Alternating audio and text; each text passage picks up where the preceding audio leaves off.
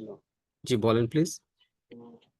Sir আমাদের জানুয়ারি 2025-এর সিলেবাসে জি জি financial institutions act 1993 আছে, জি জি জি। কিন্তু পরে আমার এক ফ্রেন্ড বলছে যে এই আইনটা ক্লোজ হয়ে গেছে, এখন ফাইন্যান্স কোম্পানি অ্যাক্ট 2023।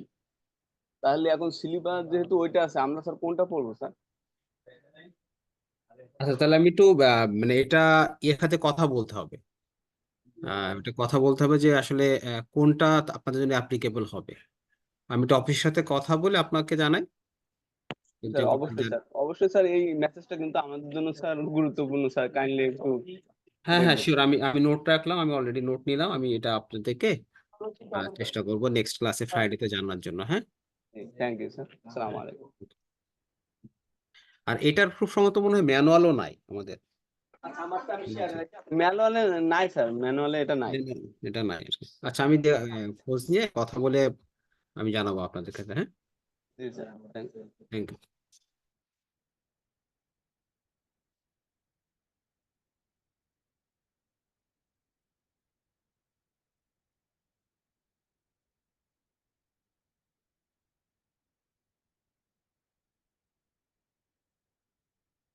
আমার স্ক্রিন কি দেখা যাচ্ছে?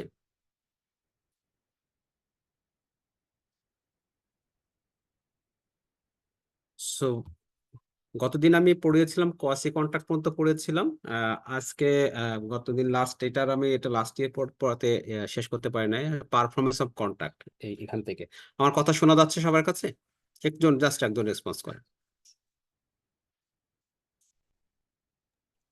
স্যার কথা শুনতে পাচ্ছি। আচ্ছা জি, থ্যাংক ইউ। তো পারফরমেন্স অফ কন্ট্রাক্ট আমরা জানি যে হচ্ছে কি, আহ, যখন কোনো কন্ট্রাক্ট হয় বা যখন কন্ট্রাক্ট হয় তার তার জন্য একটা কি কনসিডারেশন থাকে। আর কনসিডারেশন এগেইনস্টে একটা পারফরমেন্স অব্লিগেশন তৈরি হয়। হ্যাঁ, সো সেখানে obligation of parties two contract, পার্টিতে যখন দুইটা পার্টির মধ্যে দুই বা অধিক পার্টির মধ্যে যখন কন্ট্রাক্টটা হচ্ছে, তখন একজন কি হবে একটা কনসিডারেশন দিবে, একটা পেমেন্ট করবে, হোয়াট এভার ইট ইজ, সেটা ফাইন্যান্সিয়ালি হতে পারে, নন ফাইন্যান্সিয়ালি হতে পারে, হোয়াট এভার, বাট একটা কনসিডারেশন থাকবে। আর একজন হচ্ছে কি পারফরমেন্স অব্লিগেশন তৈরি হবে। তার মানে কি দুইটা, একজনের পারফরমেন্স অব্লিগেশন তৈরি হবে আর একজন হচ্ছে একটা কনসিডারেশন পেমেন্ট করবে।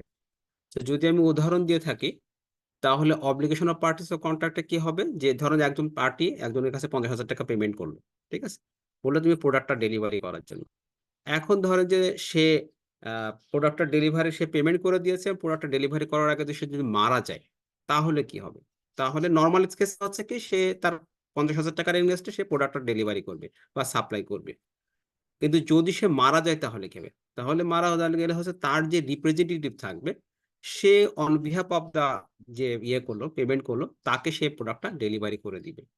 কিন্তু কিছু কিছু ক্ষেত্রে দেখা যাচ্ছে যে কন্ট্রাক্টটা অ্যাপ্লিকেবল থাকে না। যদি যেমন আর একটা কেস দেখেন, সেপর আপনার একজন বললো যে আপনি আমাকে একটা পেইন্ট করে দিবেন, হ্যাঁ একটা পেইন্ট করে দিবেন। তো কি হচ্ছে, পেন্ট তো সবাই করতে পারে না। এখন ধরেন যে সে তার জন্য তার সাথে একটা কন্ট্রাক্ট করলো, কিন্তু যখন সে ডেলিভার তার আগেই সে ব্যক্তিটা মারা গেল। সো ওই কাজটা তো অন্যজন করতে পারবে না, যেহেতু সে যে সাপোর্ট দিবে বা যে এখানে কমিটমেন্টটা করছে, সে যদি মারা যায় তাহলে এই ক্যান্সেল, এই কন্ট্রাক্টটা কি হবে, ক্যান্সেল হয়ে যাবে। সো এখানে পার্সপেক্টিভটা হচ্ছে খুব ইম্পর্টেন্ট, যে আসলে কোন প্রেক্ষাপটে আমাদের পারফরমেন্স অব্লিগেশনটা কতটুকু থাকবে। হ্যাঁ, সেই কথাটা এখানে বলা হয়েছে যে ডিপেন্ড করবে যে কেস টু কেসের ক্ষেত্রে এটা কতটুকু অ্যাপ্লিকেবল হবে। তো সেজন্য বলছে যে parties to a contract must either perform করবে or offer to perform the respective promises unless such performance is dispensed with or excused under the provision of this act or any other law. বলছে যে যদি, মানে কি normally হচ্ছে যদি consideration এগেনস্টে সে perform করবে, কিন্তু যদি কোনো এমন সিচুয়েশন হয় যে এটার এগেনস্টে পারফর্ম করা সম্ভব না, তাহলে সেটা কি হবে, রহিত হয়ে যাবে, বাদ হয়ে যাবে এটা এক্সকিউজটা। এটা কথা বলছে আর কি এখানে। আচ্ছা,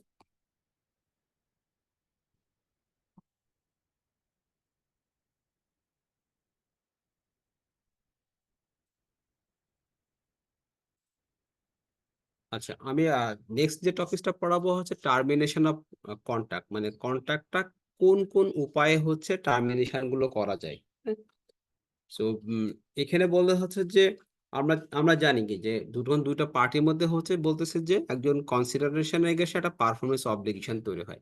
সো ডেফিনেটলি যখন আমি যদি কেউ যদি পেমেন্ট করে একটা প্রোডাক্ট ডেলিভারির জন্য, আমি যদি প্রোডাক্টটা ডেলিভারি হয়ে করে ফেলি, তাহলে কি হচ্ছে, আমাদের আমাদের যে এগ্রিমেন্টটা হয়েছে সেটা কিন্তু পারফর্ম হয়ে যাচ্ছে।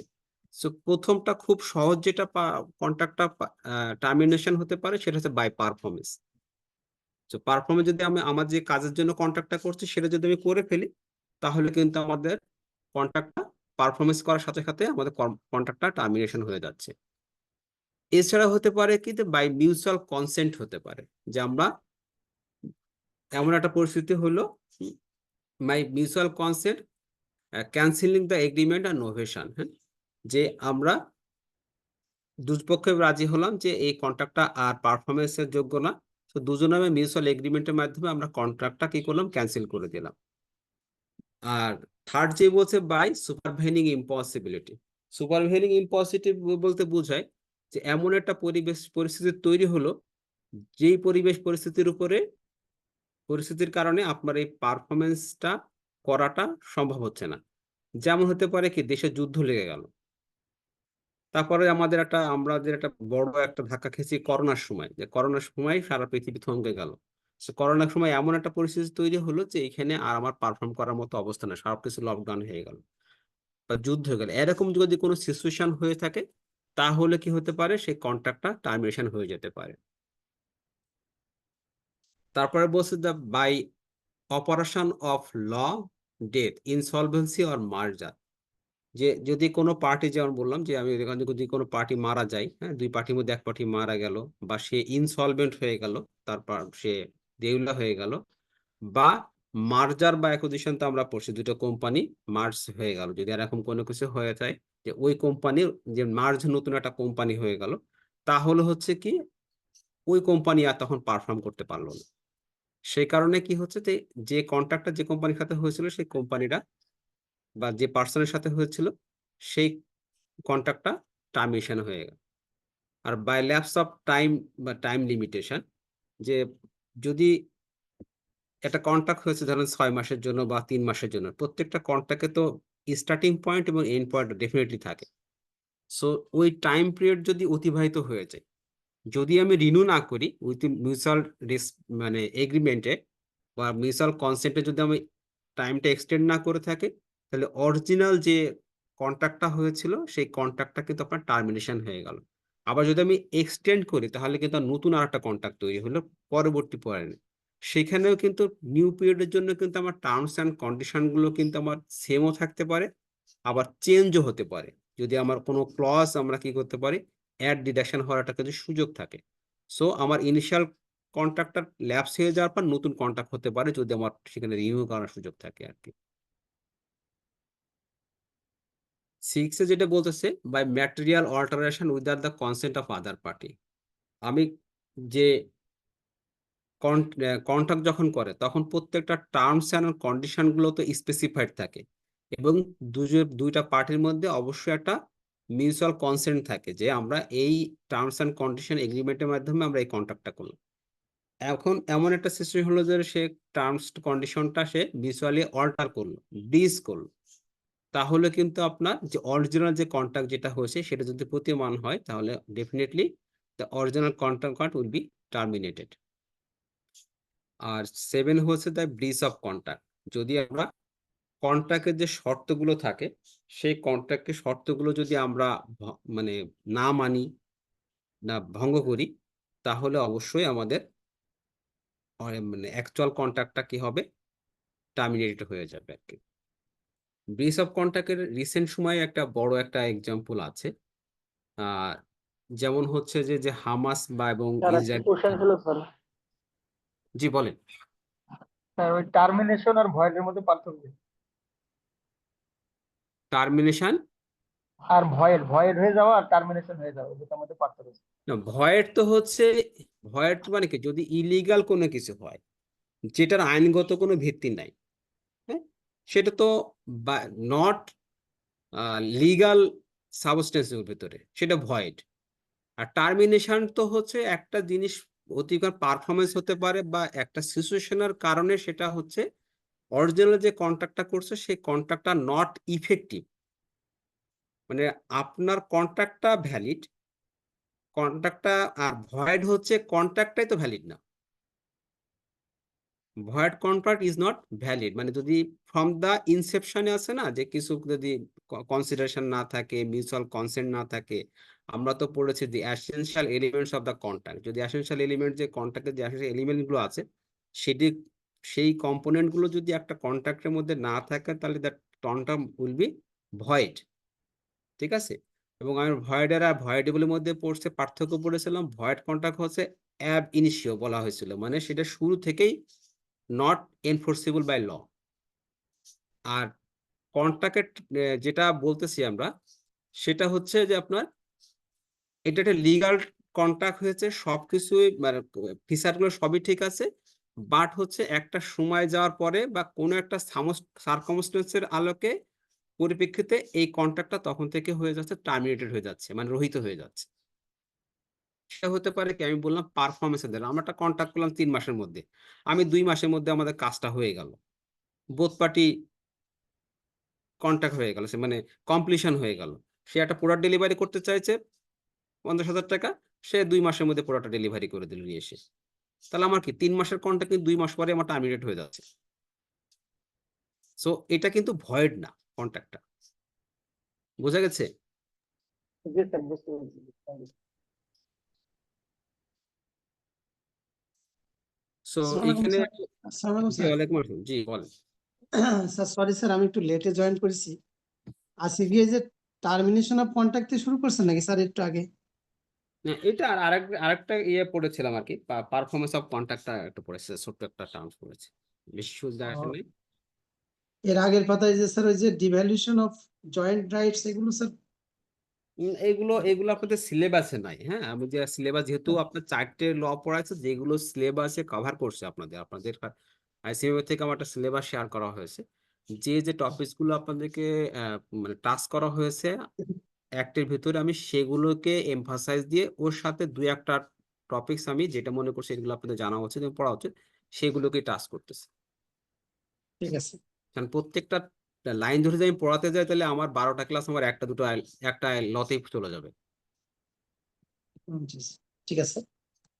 সো আমি চেষ্টা করতেছি যে আপনাদের সিলেবাসটাকে কাভার করে দিতে, এরপরে যদি আপনারা প্রিভিয়াস ইয়ারের কোশ্চেন গুলো দেখেন আর একটু ইয়ে করে যে এর সাথে প্লাস মাইনাস 10-20% আপনি অ্যাড করলে মোটামুটি আপনাদের আশা করি প্রিপারেশন হয়ে যাবে। সো নেক্সট যেটা হচ্ছে যে সাবসিকুয়েন্ট আর সুপারভেনিং ইম্পসিবিলিটি, আমি যে কথা বললাম, হ্যাঁ।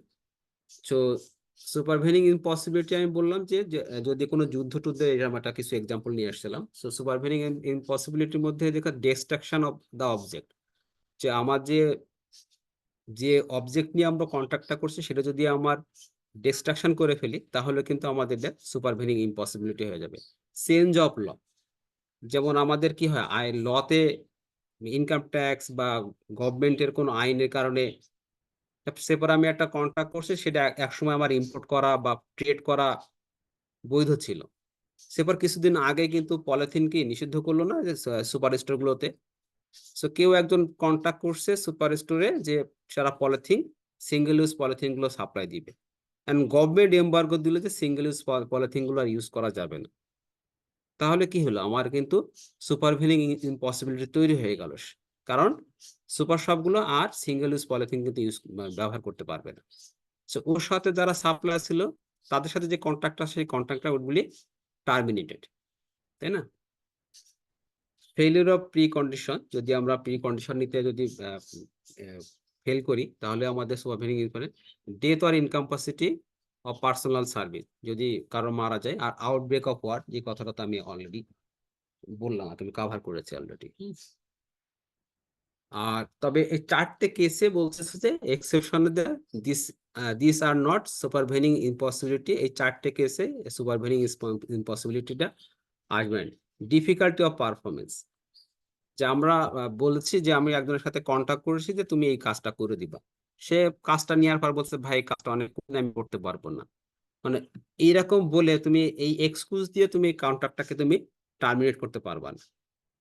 ঠিক আছে, তারপর বলছে কমার্শিয়াল ইম্পসিবিলিটি। হ্যাঁ, সেম টাইপের যদি কমার্শিয়াল যদি কোনো ডিফিকাল্টিস তৈরি হয় তাহলে তুমি কমার্শিয়াল ইম্পসিবিলিটি বলে তুমি, যেহেতু তোমার সাথে কন্ট্যাক্ট করছে, এগ্রিমেন্টে আসছো, আমরা একটা ভ্যালিড কন্ট্যাক্ট করছি, তুমি এখন হঠাৎ করে বলতে পারো ভাই এটা কমার্শিয়াল ইম্পসিবিলিটি, এটা এই প্রোডাক্টটা দিয়েছে এটা তো আমি সেল করতে পারবো না। আমি আপনাকে অর্ডার করছিলাম, আপনি এনে দিয়েছেন, বা আপনি বলতেছেন ভাই আমি এই প্রোডাক্টটা আমি সেল করতে পারবো না, আমি এই কন্ট্রাক্টটা আমি রাজি না। সো এটা তো আপনি হঠাৎ করে বলতে পারবেন না যে আপনার, কারণ আপনি অর্ডার দিয়েছেন, আমি প্রোডাক্ট এনে ফেলছি, এখন আপনি বলতেছেন commercial impossible, so I will not able to sell the product, so আমি এই কন্ট্রাক্টটা টার্মিনেট হয়ে যাবো। সো এই ধরনের কোনো এক্সকিউজ দেওয়ার সুযোগ নেই। তারপরে বলতে থার্ড বলতে strikes, lock out and riots. কারণ বাংলাদেশে এটা তো খুবই কম, মানে কমন একটা প্লেয়ার, তো বাংলাদেশে স্ট্রাইক হয়, লক আউট হয়, রায়টস হয়। সো এটা কিন্তু মোরাললেস আমাদের জন্য খুবই কমন একটা ফিনোমিনা ইন বাংলাদেশ। সো এই ধরনের কোনো ঘটনার কারণে আপনি হঠাৎ করে যে একটা স্ট্রাইক দিয়েছে, ঠিক আছে আমি আমার এই কন্ট্রাক্ট বাতিল, এই কথা বলারও কোনো সুযোগ নাই। তারপর ফোর্থ বলছে failure of one of the object. So আমাদের অনেকগুলো অবজেক্ট থাকে, পার্সপেক্টিভ থাকে, ইয়ে থাকে। তো কোনো একটা পার্টিকুলার অবজেক্ট যদি আপনি করতে পারছেন না, সেই ধরনের এক্সকিউজ দেখায় দিয়ে আপনি আপনার কন্ট্রাক্ট টার্মিনেট করতে পারবেন না। সো সুপারভিনিং ইম্পসিবলের মধ্যে বলছে চারটা জিনিসটা আসবে না। এই ডিফিকাল্টিস বা কমার্শিয়াল ইম্পসিবিলিটি বা স্ট্রাইক রাইটস এইসবের কারণে আপনি বলতে পারবেন না যে আপনার কন্ট্রাক্ট ইজ টার্মিনেটেড, এই কথা বলার সুযোগ নেই। ঠিক আছে,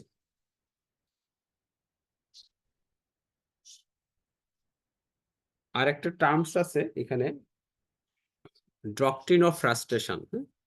টার্মসটা একটু যদি আপনি কোনো শর্ট নোটে যদি আসে তাহলে সেটার জন্য জানার জন্য আর কি। হ্যাঁ, when the common object of a contract can no longer be carried out, the court may declare the contract to be an end. This is known as doctrine of frustration. মানে এমন একটা সিচুয়েশন হলো যে সিচুয়েশনের কারণে যে common যে অবজেক্টটা আসছে, যে পারপাসের জন্য আমরা কন্ট্রাক্টটা করছিলাম সেটা পারফর্ম করা সম্ভব হচ্ছে না। যদি এরকম হয় তখন কি হলো, আমরা কোর্টে গেলাম, যে ওই যে বলতেছে না কমার্শিয়াল ইম্পসিবিলিটি বা যদি অবজেক্ট কঠিন হয়, তাহলে যদি তেমন কোনো কেস হয় যে তারা যদি কোর্টে যায়, কোর্ট যদি মনে করে যে না এই পারফরমেন্স অব্লিগেশন যেটা করছিল সেটা পারফর্ম করাটা নট পসিবল, তাহলে সেই কন্ট্রাক্টটা কোর্ট ডিক্লেয়ার করবে যে কন্ট্রাক্ট উইল বি এন্ড। ঠিক আছে, যদি এরকম কোনো সিচুয়েশন, সেই সিচুয়েশনকে বলা হয় ডক্ট্রিন অফ ফ্রাস্ট্রেশন।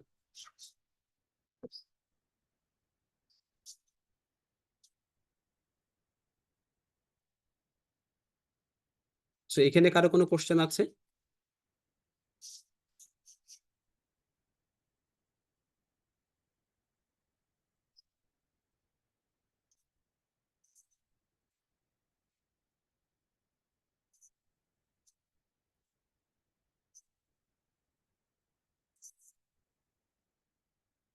আচ্ছা, এরপর আমি যেটা বলছি, contract need not to be perform.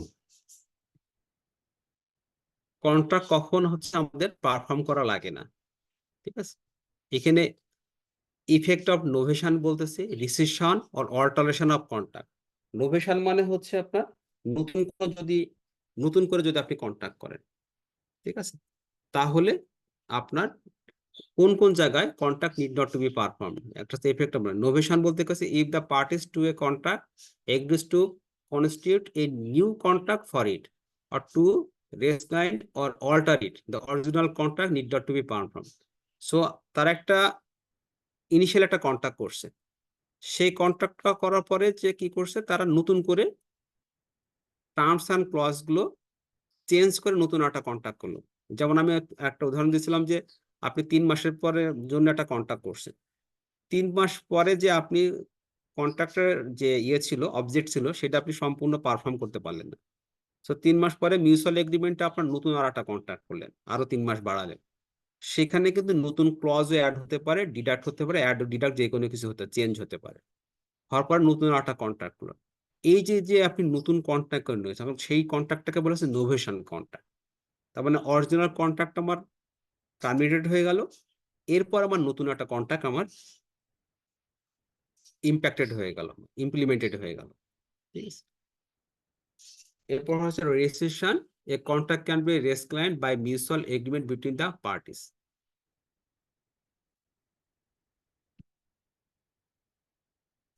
So বলতেছে যে রেজিস্ট্রেশন মানে হচ্ছে বাতিল করা আর কিছু, হ্যাঁ।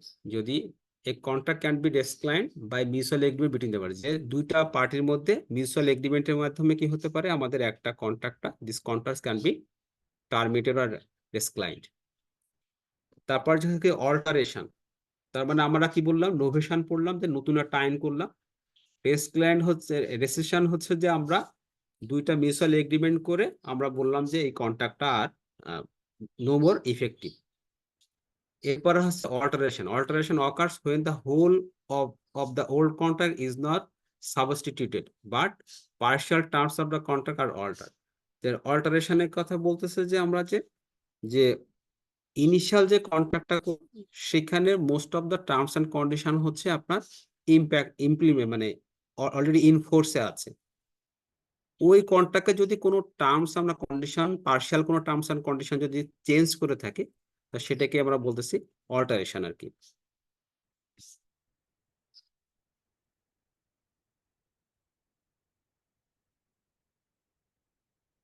এরপরে পরে যেটা হচ্ছে remission, a contract may be discharged in law if one of the party extend the time of the performance or dispense wholly or in part with the performance of promise made to him. বলতেছে যে remission হচ্ছে মওকুফ করে দেওয়া আর কি। Remission, remission শব্দের অর্থ হচ্ছে মওকুফ করে দেওয়া। যে যদি বলতেছে যে contract may be discharged in law, যদি আইন থেকে ডিসচার্জ করে দেবে, যে if one of the party extend the time of the performance, যদি টাইম এক্সটেন্ড করানো, পারফরমেন্সের টাইমটা যদি এক্সটেন্ড করে, or dispense wholly or part, তাহলে কি হবে, আমার এটা কন্ট্রাক্ট আমার রেমিশন হয়ে যাবে। সেপর আপনার ইলাস্ট্রেশন দেখেন, এ ওস বি টাকা 10,000, A enter into an agreement, যে এ বির কাছে টাকা পায়, একটা এগ্রিমেন্টে আসলো। B gives B a mortgage to S instead for 5,000 টাকা, ইন প্লেস অফ ডেট হচ্ছে 10,000 টাকা। সো 10,000 টাকার এগেনস্টে সে 5,000 টাকার একটা মর্টগেজ দিল। This is a new contract and extinguish the old. So আমি যে নতুন ইয়ে করলাম, যে 10,000 টাকা পায়, তো তার এগুলো টাকা না দিয়ে আমরা 5,000 টাকা একটা মর্টগেজ দিলাম, তাহলে ইনিশিয়াল যে কন্ট্রাক্টটা ছিল তার কাছে, আমার কাছে, সেটা তখন কি হলো, রেমিশন হয়ে গেল, বা নিউ একটা অল্টারেশন হয়ে আর একটা কন্ট্রাক্ট হয়ে গেল।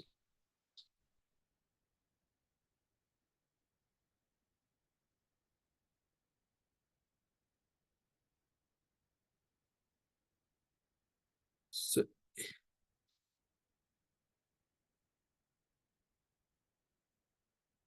এরপরে যে ইয়েতে আসবো আমি, এই পর্যন্ত কারো কোনো ইয়ে আছে কিনা। এরপর আমি পরের যে ইয়েতে চলে আসছি, সেটা হচ্ছে এজেন্সিতে চলে আসবে। এজেন্সিটা আপনাদের জন্য বেশ ইম্পর্টেন্ট। আমি দেখলাম এখানে আপনাদের কোশ্চেনও আসে এজেন্সিতে, ঠিক আছে। স্যার, এবং আসসালামু এজেন্সি, আলাইকুম। জি ওয়ালাইকুম আসসালাম। স্যার, আপনি কি ম্যানুয়াল থেকে পড়াচ্ছেন? জি আমি ম্যানুয়াল থেকে পড়াচ্ছি, জি। আচ্ছা, ঠিক আছে। আচ্ছা, এখন হচ্ছে যে সেকশন 182 এর আন্ডারে এজেন্সি, এজেন্সি আপনারা এটা আপনাদের খুব কমন, আপনারা দেখেন যে বলে না, সে আছে আমাদের এজেন্ট। সেফার যে আপনি এখন ব্যাংকের খুব এজেন্ট ব্যাংকিং দেখেন, তাই না? এজেন্ট ব্যাংকিং আর এই ব্যাপারটা কি আপনারা কি একজন কিছু বলতে পারবেন শর্ট করে, যে কি হয় আসলে? স্যার এজেন্ট ব্যাংকিং বলতে স্যার এটা এজেন্ট ব্যাংকিং এ, এজেন্ট ব্যাংকিং এ স্যার হচ্ছে এটা ব্যাংকের ইয়েতে থাকে না, মানে উপশাখায় যেমন স্যার ব্যাংকের কন্ট্রোলে থাকে, এটা হচ্ছে থার্ড পার্টি আর কি। এজেন্ট ব্যাংকটা হচ্ছে থার্ড পার্টির কাছে এটা ইয়ে দেয় আর কি, ওই ইয়েটা স্বল্প পরিসরে চালানোর জন্য তাদের একটা অনুমতিপত্র বা লাইসেন্স টাইপের, মানে তাদের অ্যারেঞ্জমেন্টে ওটা পরিচালিত হবে আর কি। মানে তাদের একটা কন্ট্রোল থাকে, তাদের একটা সিকিউরিটি থাকে। এজেন্ট হচ্ছে প্রিন্সিপাল হয়ে কি হয়, একটা অ্যাসিওরিটি কাজ করে। তাই না, হ্যাঁ কাজ করে। জি জি জি। এবং ডেফিনেটলি প্রিন্সিপাল কিন্তু ওকে ওই কনফিডেন্সটা দেয় বাই ল, যে যদি এজেন্ট কোনো কারণে মানে ফ্রড করে বা টাকা মেরে দিয়ে যায়, তাহলে কি হয়, যে অরিজিনাল যে bank, say for bank Asia, bank এশিয়ার একটা এজেন্ট ব্যাংক আছে। তো এজেন্ট ব্যাংকে যদি ধরুন আপনি একটা এফডিআর করছেন বা ডিপিএস করছেন বা হোয়াট এভার টাকা জমা আছে, কোনো কারণে যদি এজেন্ট যদি ওই টাকাটা মেরে দেয় বা এফডিআরটা যদি মেরে দেয়, তাহলে প্রিন্সিপাল কিন্তু ওই লাইবিলিটিটা নেয়। না হলে কিন্তু আপনি কি এজেন্টের কাছে যে টাকা রাখবেন, কোনো ট্রানজেকশন করবেন, এই সিকিউরিটি বা এনসিউরিটি যদি আপনি না পান, কখনোই করবেন না, তাই তো? সো ব্যাপারটাই হচ্ছে তাই যে এজেন্ট প্রিন্সিপাল ইয়েতে বলতেছে। সো তো আমরা একটু দেখি, an agent is a person employed to do an act for another or to represent another in dealing with third person. The person for whom such act is done or who is so represent is called the principal. So আমরা দেখলাম যে agent হচ্ছে কি, যে এমন একটা person বা এমন একটা ব্যক্তি বা যাই হোক না কেন বা কোম্পানি হতে পারে, যে অন্যকে রিপ্রেজেন্ট করতেছে, অন্যর হয়ে কাজ, on behalf of the principal he is doing the such activities as prescribed by the principal, তাই না? তো সেখানে হচ্ছে যে যে প্রিন্সিপাল যে ফরম্যাট দিয়ে দেবে, প্রিন্সিপালের সাথে যে এগ্রিমেন্ট টার্মস অ্যান্ড কন্ডিশন থাকবে, সেই টার্মস অ্যান্ড কন্ডিশনটাকে কমপ্লাই করে সে অন বিহাফ অফ দ্য প্রিন্সিপালের অ্যাক্টিভিটিসটাকে পারফর্ম করবে। তার মানে দেখেন, আপনি ব্যাংকের ক্ষেত্রে যখন প্রিন্সিপালটা হচ্ছে কি আমাদের সেফার ব্যাংক এশিয়া, তার একটা এজেন্ট হচ্ছে এজেন্ট ব্যাংকিং হচ্ছে ব্যাংক এশিয়া এজেন্ট ব্যাংকিং, ওর নিচে যে এটা ব্যাংক এশিয়া লিমিটেড লেখা আছে, নিচে হচ্ছে যে এজেন্ট ব্যাংকিং। তার মানে কি, প্রিন্সিপাল যে যে কাজগুলো করে মোরালেস সেই কাজগুলো কিন্তু সে করে, কিন্তু সব কাজ কিন্তু তাকে করতে দেয় না। যেমন সে কিন্তু এলসি ওপেন করতে পারে না, সে কিন্তু অনেক সময় লোন দিতে পারে না, তার লোন দেওয়ার ক্যাপাসিটি নাই। সে কি করে, ব্যাংক যেরকম ক্যাশ ডিপোজিট ক্যাশ পেমেন্ট করে চেকের, ও ঠিক অনুরূপভাবে ক্যাশ ডিপোজিট ক্যাশ পেমেন্ট করতেছে। ব্যাংক যেরকম এফডিআর করার ক্যাপাসিটি থাকে, ও দেখাচ্ছে on behalf of the FDR গুলো করে দিচ্ছে, দিয়ে টাকা নিয়ে তাকে একটা এফডিআর ইস্যু করতেছে। সো তাদের সাথে একটা কিন্তু রিটেন তার লিমিট কত থাকবে, সে কি পারফর্ম করবে, কি অ্যাক্টিভিটিস করবে, এটা সবকিছুই কিন্তু একেবারে ক্লিয়ারলি মেনশন করা থাকে যে তোমার scope war, this is your scope war war, you have to do with in this scope. So যা যে কাজগুলো করে তাকে আমরা এজেন্ট বলতেছি, আর যার হয়ে কাজগুলো করে তাকে আমরা বলতেছি he is termed as a principal. So illustration এখানে একটা বলছে, X appoints Y to buy rice on behalf of A, on behalf X is the principal, Y is the agent. Agreement between the two is called the agency. So agency কি, যখন আমার দুটো পার্টির মধ্যে হচ্ছে, যদি প্রিন্সিপাল এবং এজেন্টের মধ্যে যখন আমার কোনো এগ্রিমেন্ট হচ্ছে, this will be called as agency. তারপরে বলতেছে a dealer who purchase petrol from a company and sold the petrol on commission, this is not an agent. তো আমরা দেখলাম যে যদি অন বিহাফ, কিন্তু যদি ধরেন একজন ডিলার, হ্যাঁ, ডিলার একজন কোম্পানির কাছ থেকে পেট্রোল কিনতেছে, পেট্রোল কিনে সে তার নিজের মতো করে বিক্রি করে, সে কিন্তু বলতেছে তুমি এর কাছে বিক্রি করতে পারবা, ওর কাছে বিক্রি করতে পারবো না, এরকম কোনো কিন্তু এমবার্গো নাই, সে একটা কমিশন দিচ্ছে। সো কমিশনটা হচ্ছে তার প্রফিট। সে ধরেন 1 টাকা কমিশন পাচ্ছে 5 লিটারে, সে যত লিটার বিক্রি করতে পারবে তত লিটার তার হচ্ছে লাভ। সো এই বিক্রিটা কিন্তু আমাদের কি হচ্ছে না, this is not an agency relationship. So agency relationship হইতে গেলে হচ্ছে দুই পার্টির মধ্যে টার্মস অ্যান্ড কন্ডিশন থাকবে এবং স্কোপ অফ ওয়ার্কটা খুব ডিফাইন করা থাকবে, যে সে what to do or not to do, to do or not to ডুটা খুব ক্লিয়ারলি স্পেসিফাইড করা থাকবে এজেন্সি রিলেশনশিপের ভিতরে। আমাদের যেমন ইয়েও কিন্তু ওই যে টিকিট যারা বিক্রি করে, ওরাও কিন্তু সেম ভাবে কিন্তু এজেন্ট হতে পারে, যেমন বিশেষ করে এয়ারলাইন্স টিকিটে ওরা কিন্তু এজেন্ট বিজনেস নিতে পারে। সো এখানে যেটা বলছে, হু মে এমপ্লয় এজেন্ট, এজেন্টকে এমপ্লয় করতে, a person who is the age of majority. আমরা জানি যে কন্ট্রাক্ট করতে গেলে যে কোনো কন্ট্রাক্ট করতে গেলে আমাদের তার 18 ইয়ার্স অফ ওল্ড হইতে হবে মিনিমাম, হ্যাঁ, and he must be a sound mind হইতে হবে, এবং কি হবে, সে পারফর্ম করার মতো যোগ্য হতে হবে। সো এখানে বলছে যে any person who is the age of majority according the law to his subject and who is the sound mind may employ an agent. So যদি আমার কারণ 18 বছর হইলেই সে হচ্ছে কি বলে, আমরা বাংলাদেশের নাগরিক বলি আর কি, যে সে অ্যাডাল্ট হলো। অ্যাডাল্ট হলে এবং সাউন্ড মাইন্ড যদি হয়ে থাকে তাহলে সে আমার এজেন্ট হতে পারে। তার মানে কি হু মে বি অ্যান এজেন্ট, তারপর হু মে এমপ্লয় এজেন্ট, যদি এই কন্ডিশন ঠিক অনুরূপ ভাবে কি যে কি আমার এজেন্ট হতে পারবে একই রকম সেম ভাবে, যার যদি এজ অফ ম্যাচুরিটি যদি থাকে, হ্যাঁ, যদি সে 18 বছর পূর্ণ করে, সাউন্ড মাইন্ড যদি হয়, তারপরে তাহলে কিন্তু সে আমাদের কি হতে পারবে, সে এজেন্ট হতে পারবে। দুইটা শর্ত বলছে, ঠিক আছে। So methods of creating agency, আমাদের এজেন্সি হিসাব করার জন্য আমাদের কিছু কিছু মেথড আমরা ফলো করে থাকি। একটা বলতেছে হচ্ছে agency by express. Agency by express বলতে বোঝাচ্ছে যদি আমার টার্মস অ্যান্ড কন্ডিশনটা যদি আমার একেবারে স্পেসিফাইড থাকে, লিখিত থাকে, whether it is oral or written agreement, but রিটেনটাকে বেশি আমরা প্রায়োরিটি দিয়ে থাকি, বা because it is enforceable by ল।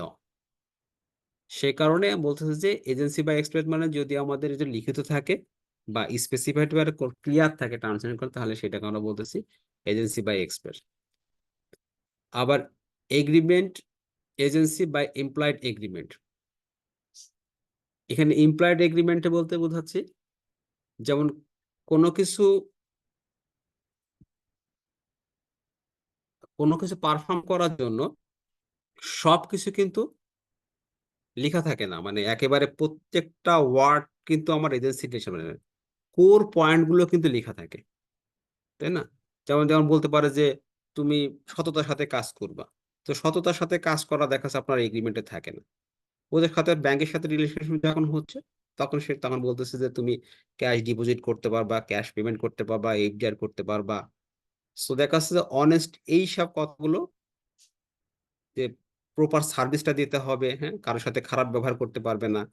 এই যে ইমপ্লয়েড যে কথাগুলো থাকে, এই কথাগুলো অনেক সময় থাকতেও পারে, নাও থাকে। তো অনেক কিছু কিন্তু আমাদের ইমপ্লয়েড থাকে একটা এগ্রিমেন্টের মধ্যে। সো এগ্রিমেন্ট রেজিস্ট্রেসি by implied agreement, agency by estoppel or by holding out. Estoppel আর বাই হোল্ডিং আউট বলতে বোঝায় যে আমরা চূড়ান্ত স্বীকৃতি দেওয়া, মানে more authority applied then the actual authority given, কি হতে পারে আফটার এজেন্সি ইজ সিজড। এই দুটো জিনিস কখন হতে পারে, যে হতে পারে মোর অথরিটি অ্যাপ্লাইড, আর after the agency is, second হতে পারে the after the agency decide. Estoppel মানে চূড়ান্ত স্বীকৃতি, যে আমরা ওকে একে লিখিতভাবে এগ্রিমেন্ট করলাম এর সাথে, যে এখন থেকে সে আমার on behalf of me he will act this activities. যদি আমি সেটা বলে দিয়ে থাকি তাহলে সেটা হচ্ছে আমাদের একেবারে স্টপেল, এজেন্সি বাই স্টপেল, ঠিক আছে। আর এটা হোল্ডিং আউট হচ্ছে যে ধরে রাখা, যে আমি এজেন্সি গুলো দিলাম, বাট হচ্ছে আমি কিছু টার্মস তাকে কিছু কিছু করার জন্য বললাম, টু ডু দিলাম, আর কিছু নট টু ডু ক্ষেত্রে দিলাম, যে যে কাজগুলো করতে পারবেন আর কি। এজেন্সি অফ নেসেসিটি, বিতে বলছে agency of necessity impossibility to get principal instruction, যে কিছু কিছু ক্ষেত্রে আমাদের প্রয়োজনের খাতিরে, প্রয়োজনের জন্যই আমরা কিন্তু একটা এজেন্সি রিলেশন, যেখানে হচ্ছে কি কখন করতেছে আমরা impossible to get principal instruction, যে এমন একটা জায়গা, এমন একটা প্লেস বা সিচুয়েশন যেখানে হচ্ছে প্রিন্সিপাল কাজ করতে পারছে না। সো ওই জায়গাটা থেকে, যেমন ব্যাংকের ক্ষেত্রে কি 64টা জেলায় কিন্তু আমাদের কোনো ব্যাংকেরই ব্রাঞ্চ নেই, এক্সেপ্ট হচ্ছে সোনালী ব্যাংক। সো অন্যান্য কমার্শিয়াল ব্যাংকগুলো কি করতেছে, যেহেতু প্রত্যেকটা থানাতে বা কোর লেভেলে তাদের ব্যাংকিং সার্ভিসটা দেওয়া সম্ভব হচ্ছে না, সুতরাং তারা কি করতেছে, এখন কিন্তু তোরা এজেন্ট ব্যাংকিং এর মাধ্যমে দিয়ে এই ব্রাঞ্চগুলোকে কভার করতেছে। আরো কিছু কারণ আছে যেগুলো হচ্ছে যে ফাইন্যান্সিয়াল, যখন যদি একটা ব্যাংক এস্টাবলিশ করতে যাই তাহলে দেখবেন যে আপনার হিউজ একটা ফাইন্যান্সিয়াল, কারণ একটা ব্রাঞ্চ ম্যানেজার লাগে, অপারেশন ম্যানেজার লাগে, ইনফ্রাস্ট্রাকচার লাগে। সো হিউজ একটা ইনফ্রাস্ট্রাকচার কস্ট আছে ব্যাংকিং এর ক্ষেত্রে। সো তারা ইজিলি কিন্তু একটা এজেন্ট ব্যাংকিং এর মাধ্যমে দিয়ে তাদের একটা কমিশন দিচ্ছে যে তুমি পারফর্ম করো, সমস্ত এমপ্লয়ি কস্ট তোমার, রেন্ট তোমার, তুমি যদি যত ট্রানজেকশন হবে ট্রানজেকশনের উপরে তুমি একটা কমিশন পাবা। সো সে ওই কমিশনের বিনিময়ে, তার মানে কি এই যে ওভারহেড যে কস্টটা, সেই কস্টটা কিন্তু তারা মিনিমাইজ করতে পারছে এই এজেন্ট ব্যাংকিং এর মাধ্যমে। There must be an actual necessity for act in organise, সেখানে কি হতে হবে যে অ্যাকচুয়াল নেসেসিটি থাকতে হবে, তারপরে সেখানে honesty in the interest of parties concern, যে প্রত্যেকটা পার্টির মধ্যে প্রিন্সিপাল এর মধ্যে কি একটা অনেস্ট রিলেশনশিপ মানে ইন্টারেস্ট থাকতে হবে। আর একটা বলছে হচ্ছে এজেন্সি বাই রেটিফিকেশন। রেটিফিকেশন মানে হচ্ছে যে অনুমোদন, যদি আমরা কোনো অনুমোদনের মাধ্যমে যদি আমরা কোনো এজেন্সি ক্রিয়েট করতে পারি, তাহলে সেটাকে বলতেছে আমরা এজেন্সি বাই রেটিফিকেশন। সো এই মেথডের মাধ্যমে কিন্তু আমাদের আমরা এজেন্সি ক্রিয়েট করতে পারি।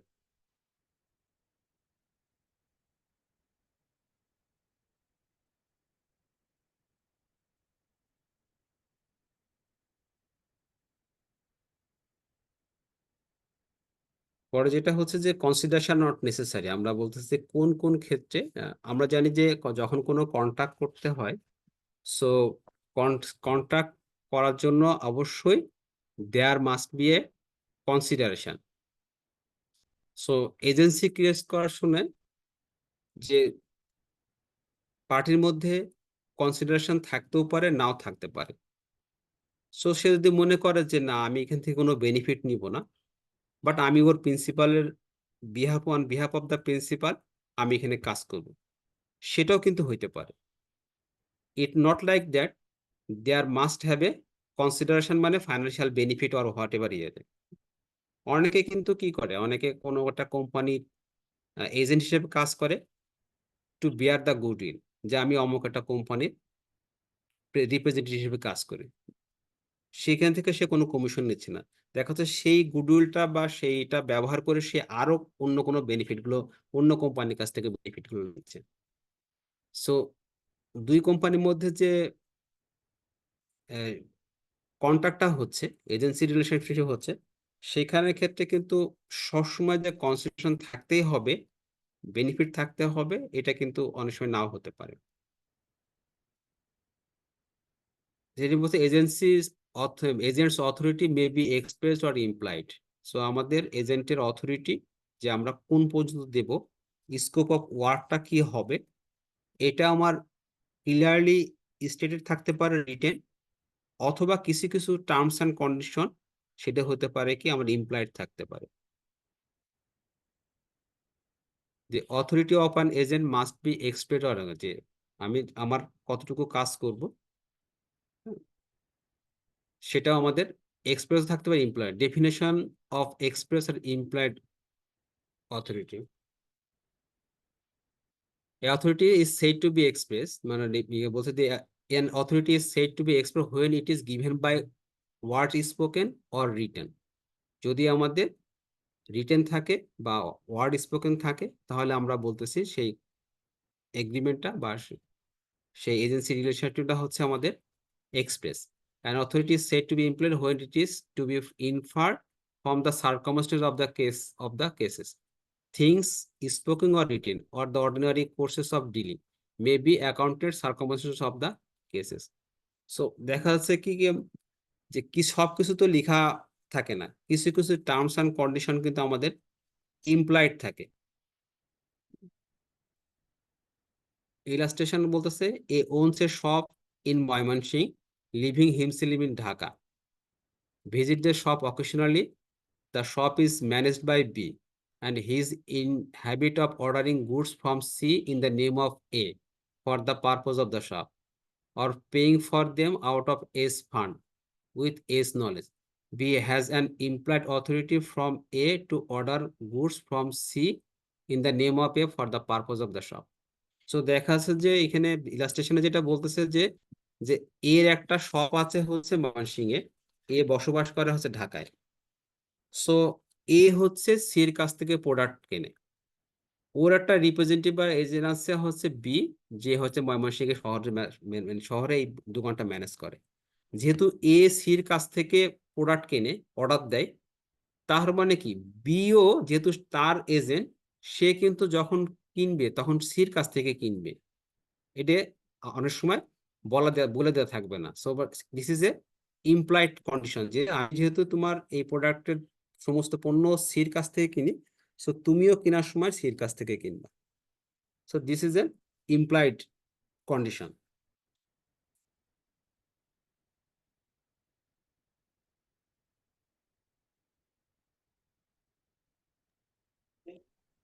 স্যার এই বিষয়টা আরেকবার একটু ভালো হয়। সরি, স্যার এই যে ইমপ্লয়েড ক্যাপাবিলিটি, এই বিষয়টা আরেকটু স্যার বললে ভালো হয়। ইমপ্লয়েড মানে কি? ইমপ্লয়েড মানে হচ্ছে যে উহ্য থাকা, বাংলা যদি বলি উহ্য থাকে, ঠিক আছে? যেমন বিয়ে আপনি যদি বিয়ে করেন, খুব প্র্যাকটিক্যাল উদাহরণ দিই, অন্যভাবে নিয়েন না। বিয়ে করলে বরের যে ভরণ পোষণ দিতে হয় আমাদের সমাজের প্রেক্ষাপটে, এটা তো লিখিত থাকে না। সো আপনি বিয়ে করলে ভরণ পোষণ দিবেন, তার দায়িত্ব নেবেন, দিস ইজ ইমপ্লয়েড। এটা কি বিয়ের সময় লেখা থাকে ইয়েতে কাবিনে? সাধারণত লেখা থাকে না। সো এইটাই হচ্ছে যে আপনার ইমপ্লয়েডটা, মানে আপনার দেনমোহরটা লেখা থাকে বিয়ের ক্ষেত্রে।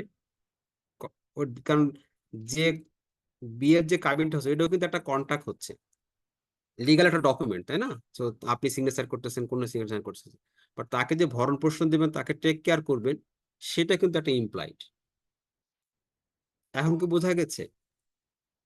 স্যার যে এক্সাম্পলটা দিয়েছেন স্যার, এই এক্সাম্পল আচ্ছা, আর এখানে যে এক্সাম্পলটা দিয়েছে সেটা হচ্ছে যে এর যে একটা দোকান আছে হচ্ছে ময়মনসিংহে, সে একটা দোকান আছে ময়মনসিংহে, সে ওই দোকানের সমস্ত প্রোডাক্টটা কেনে হচ্ছে সির কাছ থেকে। সো এর দোকান, সে যদি ঢাকায় থাকে, সে ময়মনসিংহের দোকানটা ম্যানেজ করতে পারে না, তাহলে তার on behalf of A, B হচ্ছে ওই দোকানটা চালায়। সো এ যেহেতু সে সির কাছ থেকে প্রোডাক্ট গুলো কেনে ওই দোকানের ক্ষেত্রে জন্য, তাহলে বি যখন প্রোডাক্টটা কিনবে, তখন সে ডেফিনেটলি ওই সির কাছ থেকে কিনবে, কারণ তার সাপ্লায়ার হচ্ছে হচ্ছে সি। তো তার সাথে দেখা যাচ্ছে কথা হয়েছে যে তুমি আমার দোকানটা ম্যানেজ করবা, তুমি দোকানটা চালাবা, কিন্তু প্রোডাক্ট কোথা থেকে কিনতে হবে সেটা কিন্তু বলে দেয় না। যেহেতু এ হচ্ছে সির কাছ থেকেই কেনে, তাহলে এটা হচ্ছে ইমপ্লয়েড যে বি যখন কিনবে অন বিহাফ অফ এ, তখন সে সির কাছ থেকে কিনবে। ঠিক আছে? Clear sir, clear. ওকে। আচ্ছা, আমার মনে হয় আদান দিচ্ছে, কি ব্রেক দেবো এখন? জি স্যার। কত জি স্যার। বাজে? 51 বাজে কি? 7টায় দিব না 7:05 আর? স্যার 7:05 যান স্যার। ওকে, ঠিক আছে, তাহলে 7:05 আমরা আবার করবো। হ্যাঁ, thank you. Thank you sir.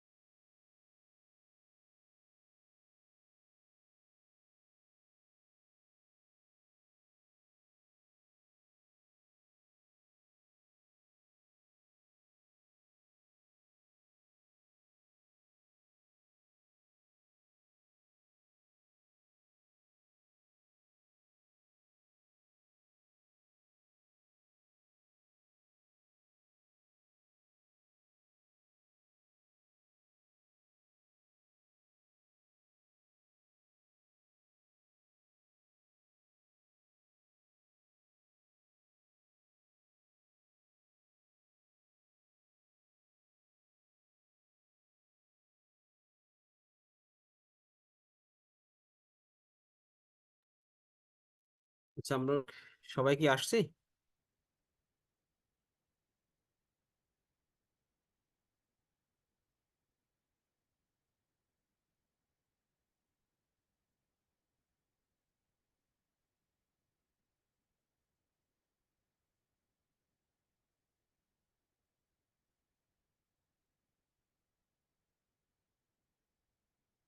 তোমার কথা কি শোনা যাচ্ছে?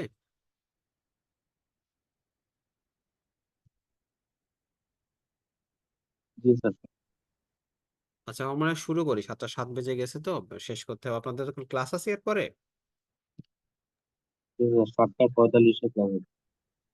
আচ্ছা, তাহলে আমি শেষ করি, এই চ্যাপ্টারটা শেষ করি। হ্যাঁ, আমি শুরু করি নাকি?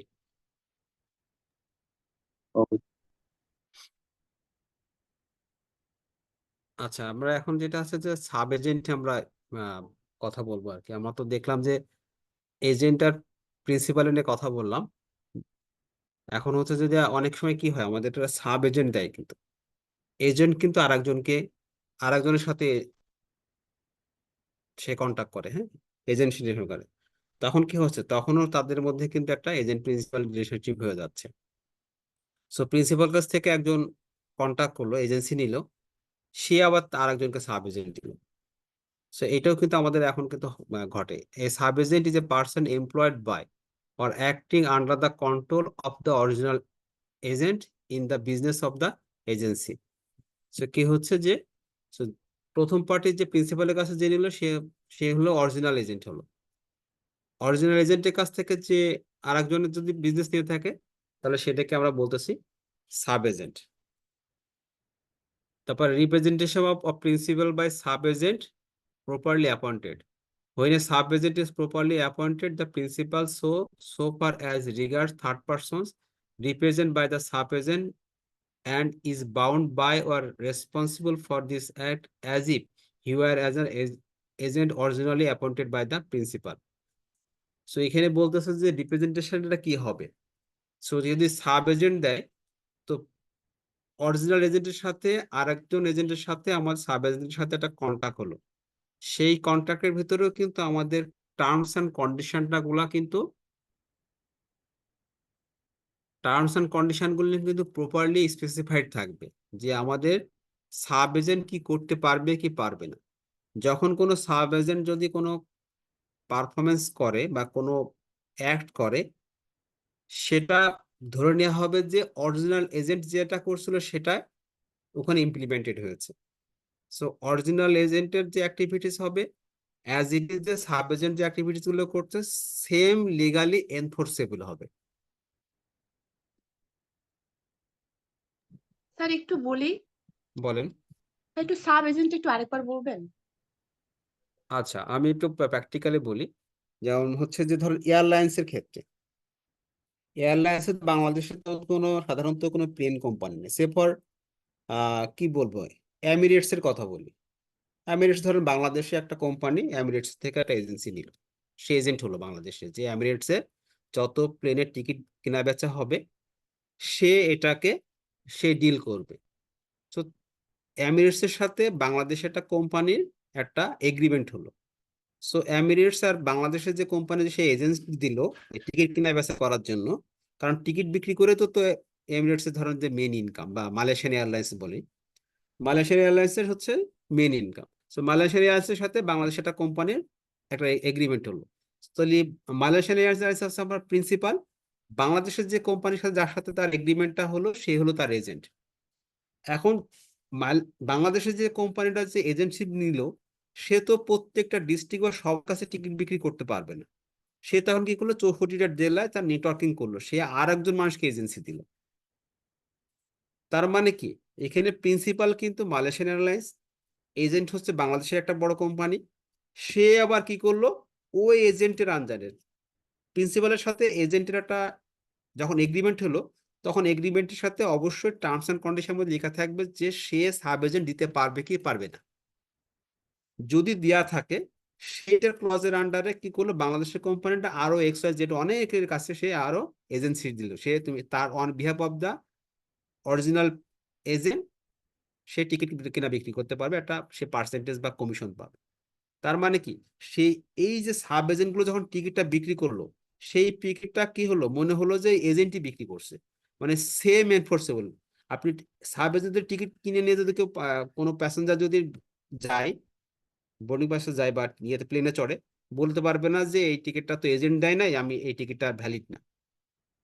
এখন কি বোঝা গেছে? জি স্যার। সো মানে কি, same application, same legal rights, same terms and condition যখন সে কোনো মানে কনজিউমারের সাথে হবে বা আলটিমেট এন্ড ইউজারের সাথে হবে, এটা মনে হবে যে এই কাজটা অরিজিনাল এজেন্টই করছে।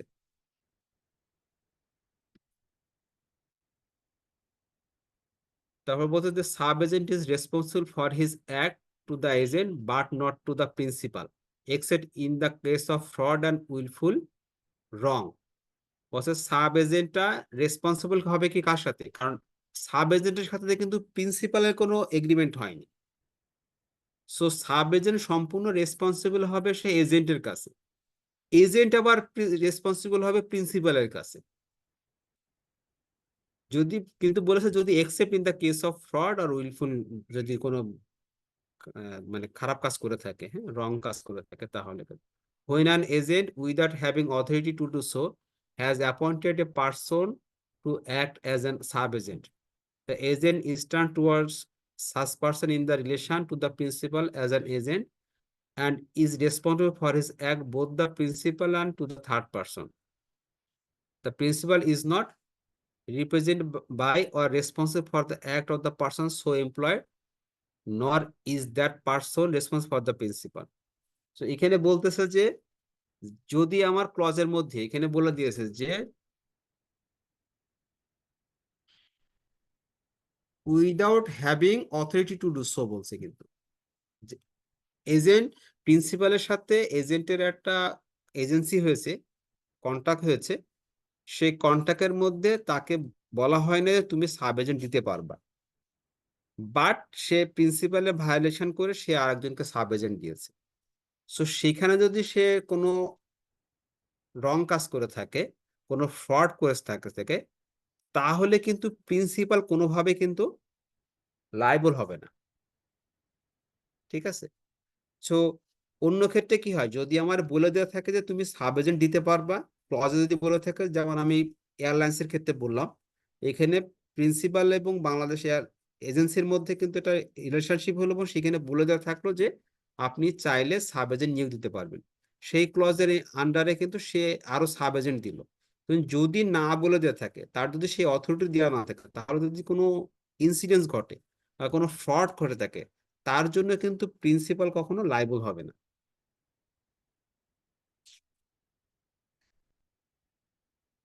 ঠিক আছে, তো এটা একটা আমরা দেখলাম আর কি। এখন কি ক্লিয়ার?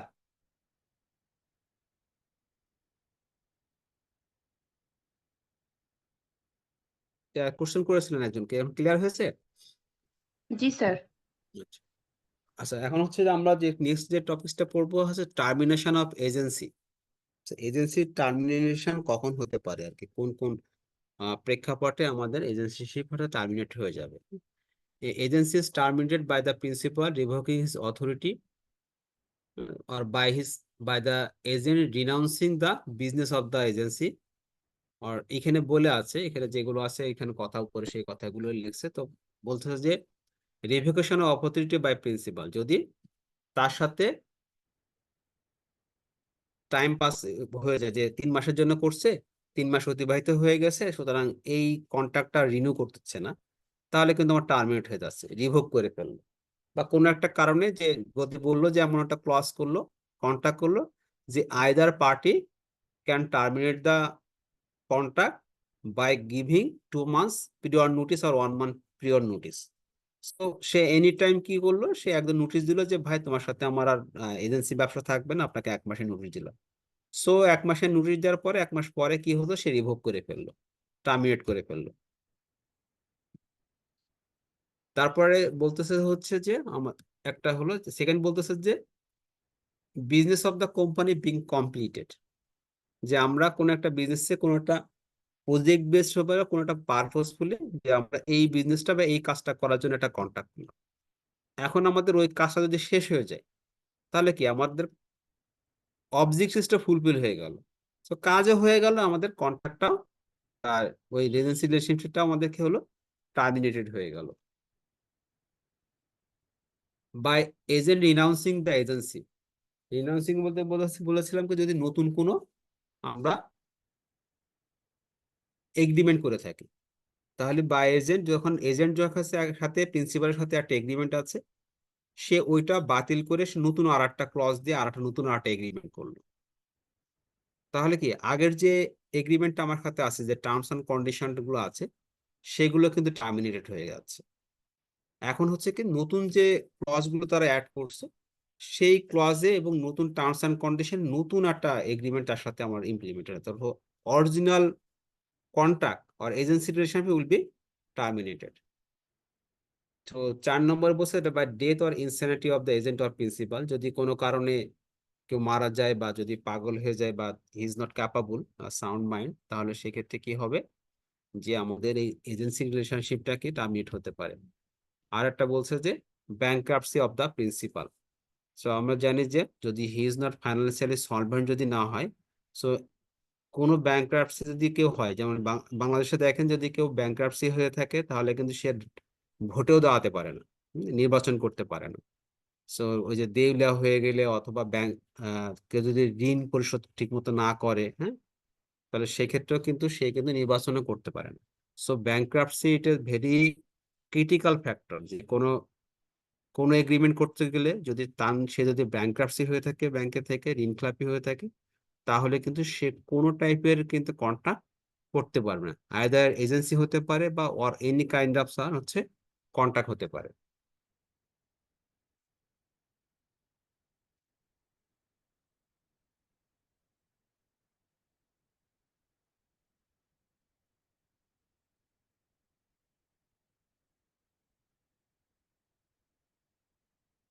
সো নেক্সট যেটা পড়াবো আমি হচ্ছে সে এজেন্টস ডিউটি টু প্রিন্সিপাল, মানে এজেন্টের তাহলে ডিউটি কি হবে।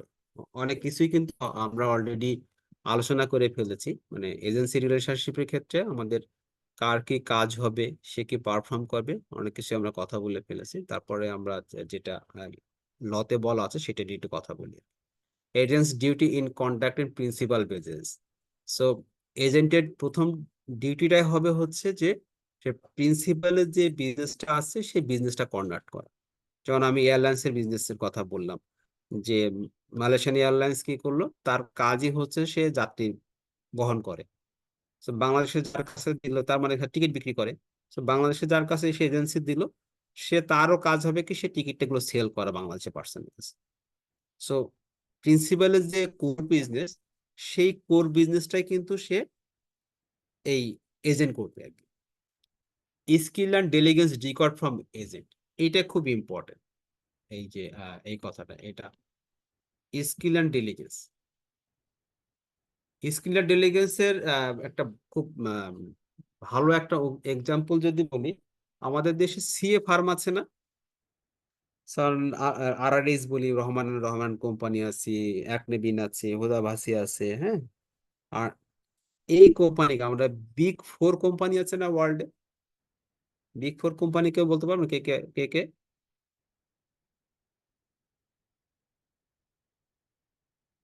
একটা আছে কেপিএমজি আছে, ডেলয়েটে আছে, আর্নেস্ট এন্ড ইয়াং আছে, আর হচ্ছে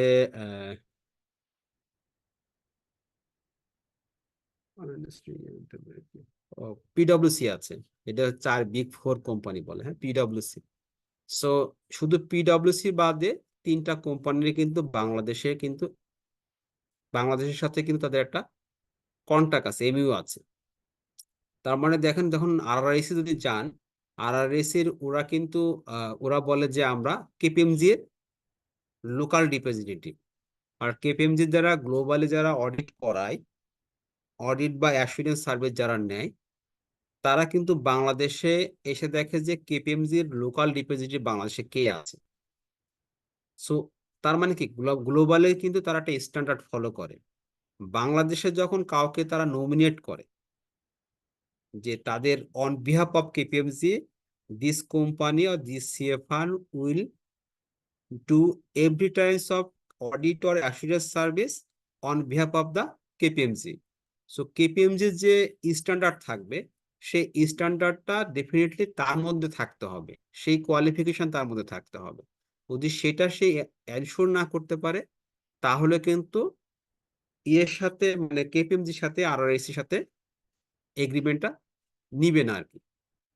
সো এই হচ্ছে স্কিল অ্যান্ড ডেলিগেন্স, যে আপনি যখন কোনো প্রিন্সিপালের সাথে এজেন্সি রিলেশনশিপে যাবেন, সো প্রিন্সিপালের যে ক্যাপাসিটি বা স্কিল বা যে রিকোয়ারমেন্ট গুলো থাকবে সেটার মোরাললেস কাছাকাছি আপনাকে সেই ততরূপ সার্ভিস দেওয়ার মতো আপনারও ক্যাপাসিটি থাকতে হবে। যেমন বাংলাদেশে কিন্তু ম্যাকডোনাল্ড নাই, ম্যাকডোনাল্ড কেন আসে নাই? কারণ ওরা যে র ম্যাটেরিয়ালস দিয়ে প্রোডাক্টটা সার্ভিস করে, so similar types of quality র ম্যাটেরিয়াল বাংলাদেশে নাই। সো এইটা যেহেতু তারা এনশোর করতে পারে নাই বাংলাদেশে, অনেকবারই ট্রাই করছে অনেকে, সেই কারণে কিন্তু ম্যাকডোনাল্ডের কোনো বিজনেস বাংলাদেশে ফ্রান্চাইজ কিন্তু বাংলাদেশে আসেনি। সো থার্ড যেটা বলতেছে agents duty to render account. So এজেন্টের কাজ হচ্ছে প্রিন্সিপালের সাথে যে বিজনেসটা হবে সেই পুরো হিসাবটা প্রিন্সিপালকে বুঝিয়ে দেওয়া। তারপরে 4 নম্বর বলতেছে হচ্ছে agent duty to communicate two principal. এজেন্টের কাজ হবে যে টাইম টু টাইম কমিউনিকেট করবে প্রিন্সিপালের সাথে। 5 হচ্ছে যে agent not to deal on his own account. Agent কি করতে পারবে না, তার নিজের অ্যাকাউন্টে সে টাকাগুলো জমা করতে পারবে না, যদি না প্রিন্সিপাল তাকে এগ্রি করে যে হ্যাঁ তুমি সেপারেট ব্যাংক অফ অ্যাকাউন্টস তুমি মেনটেন করতে পারবা। যদি সেটা পারমিশন না দেওয়া থাকে তাহলে অবশ্যই প্রিন্সিপালের যে অ্যাকাউন্টস থাকবে সেই অ্যাকাউন্টসে তাকে ডিল করতে হবে, সমগ্র ব্যাংকিং ট্রানজাকশন বা এভরিথিং তাকে ওই অ্যাকাউন্টে দিয়ে করতে হবে।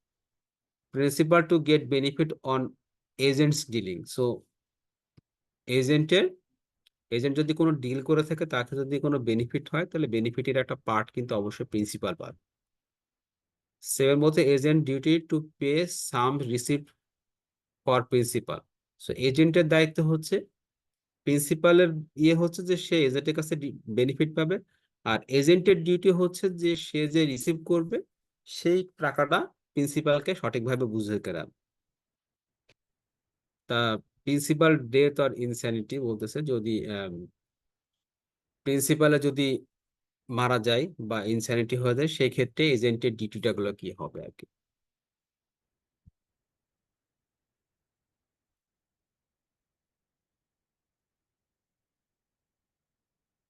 So, এখানে কারো কোনো কোশ্চেন আছে?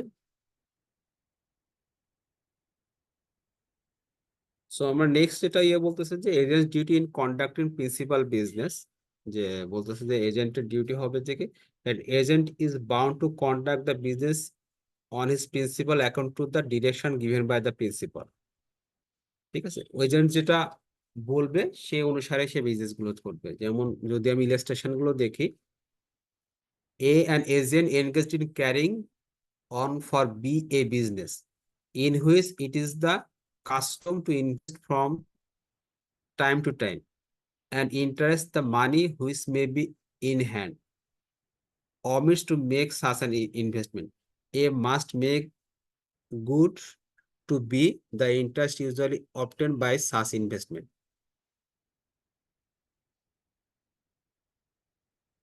সো কি হচ্ছে এখানে বলতেছে যে এ হচ্ছে একজন এজেন্ট, বি এর বিজনেসটা সে দেখাশোনা করে। সো যদি এর বিজনেস থেকে যে বেনিফিট গুলো হবে বা যা কিছু পাবে সে বি কে সবসময় সেই অ্যাকাউন্টস যেহেতু তার সবকিছু সে বুঝ করে দিবে। সেইখানে কোনো হাইড করে সে নিজের অ্যাকাউন্টসে বা কোনো কিছু সে হাইড করতে পারবে না। সমস্ত ইন্টারেস্ট বা যাই হোক না কেন ইনভেস্টমেন্টটা সে তার বির কাছে লাইবল থাকবে। বি বলতেছে B a broker in the house businesses, it is not the custom to sell on credit, sell goods on a on credit to C whose credit at the time was very high. C, before payment becomes insolvent. B, must make good to loss to A. So কি করলো, এ হচ্ছে broker, এখানে বলতেছে এ হচ্ছে B এর কাছ থেকে, B ধরন যে একটা এজেন্ট, এর কাছ থেকে সে একটা কি বলবো হাউস বিজনেস করে, সে বলছে তুমি বাকিতে বিক্রি করতে পারবে না, সে বলে দিয়ে আছে। এখন সে সি এর কাছে বিক্রি করছে, সি ধরনের টাকাটা দিতে পারলো না, তাহলে কিন্তু বির দায়িত্ব হচ্ছে যে সেই টাকাটা একে বুঝ করে, কারণ তার তো বাকিদের ইয়ে নাই, পারমিশনই নাই, যেহেতু সে ক্রেডিট দিয়েছে। তো সে যদি ইনসলভেন্ট হয় বা মারা যায়, তাহলে বিস লাইবিলিটি হচ্ছে একে পেমেন্ট করে দেয়া। আর skill and diligence required from agent, যেটা আমি অলরেডি ওই যে কেপিএমজির একটা উদাহরণ দিয়ে আপনাদেরকে বোঝালাম, আশা করি ব্যাপারটা ক্লিয়ার হয়েছে। Agents accounts are agents duty to communicate with principal. So an agent is bound to render proper account to his principal on demand. It is the duty an agent in case of difficulty to use or reasonable diligence in communicating with the principal in seeking to obtain his instruction. So কি হবে, agent time to time যত dealings হবে, যা কিছু হবে, সে প্রিন্সিপালকে অবহিত করবে এবং তার জন্য যে তার যে রেসপন্সিবিলিটি আছে সে যথাযথভাবে পালন করবে।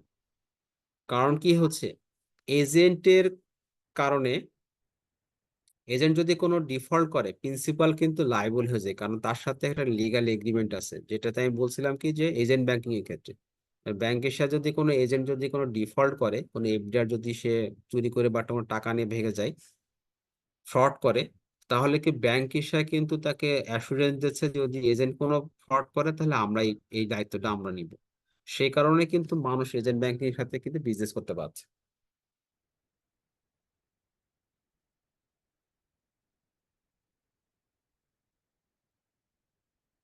এটাতে বলছে যে right of principal when agent deal on his own account in business of agency without principal consent. So right of principal when agent যখন যদি কোনো ডিল করে তার নিজস্ব অ্যাকাউন্টে, যেখানে বসে প্রিন্সিপাল যদি উইদাউট প্রিন্সিপাল কনসেন্ট যদি সে করে থাকে, তাহলে কি হবে? If an agent deals on his own account in the business of the agency without first obtaining the consent of the principal and acquainting him with the all matters circumstances which have come to his own knowledge on the subject, the principal may repudiate the transaction if the case shows either that any material fact has been dishonestly concealed from him by the agent or that the dealing of the agent have been disadvantageous to him. So সহজ কথা বলতেছে, যদি principal এবং এজেন্টের মধ্যে যে relationship হচ্ছে, এজেন্টকে যদি কোনো পাওয়ার না দিয়ে থাকে, তার যদি কোনো ক্ষতি হয়, মানে কোনো ডিসঅনেস্টি থাকে, তার জন্য কিন্তু প্রিন্সিপাল কোনোভাবে লাইবল হবে না যদি তার অথরিটি না দেওয়া থাকে। ইলাস্ট্রেশনে বসে A direct to B sells estate, B buys the estate for himself in the name of C. A, in discovering that B is bought the estate for himself, may repudiate the sale if he can show that B has dishonestly concealed any material fact or that the sale has been disadvantageous to him. So এখানে বলতেছে কি যে এ একটা B কে একটা state sell করার কথা বলল, B বলছে বির দায়িত্ব কি, এ অন বিহাফ অফ এ এই স্টেটটা সেল করা থার্ড পার্টির কাছে, সে সে সির কাছে সেল করবে। বি কি হলো কি, সে নিজেই কিনে নিল। তো যেহেতু তার নিজে কেনার কিন্তু কথা না, তার মানে সে যখন নিজে কিনতেছে, তার থার্ড পার্টির কাছে গেলে ফেয়ার প্রাইস পাওয়ার কথা, যে যখন সে নিজে কিনবে তখন there is a chance of fraud, সেখানে একটা ফাইন্যান্সিয়াল একটা, সে যে দামে সেল করার কথা সেই টাকা থেকে কম টাকায় তার সেল করার একটা প্রবাবিলিটি থাকে, ডিসঅ্যাডভান্টেজ থাকে। সেক্ষেত্রে কিন্তু এই যে কন্ট্রাক্ট সে নিজের থেকে যে নেওয়ার কথা না, তাহলে সে এই এগ্রিমেন্টটা কিন্তু আপনার সাথে ক্যান্সেল হয়ে যেতে পারে।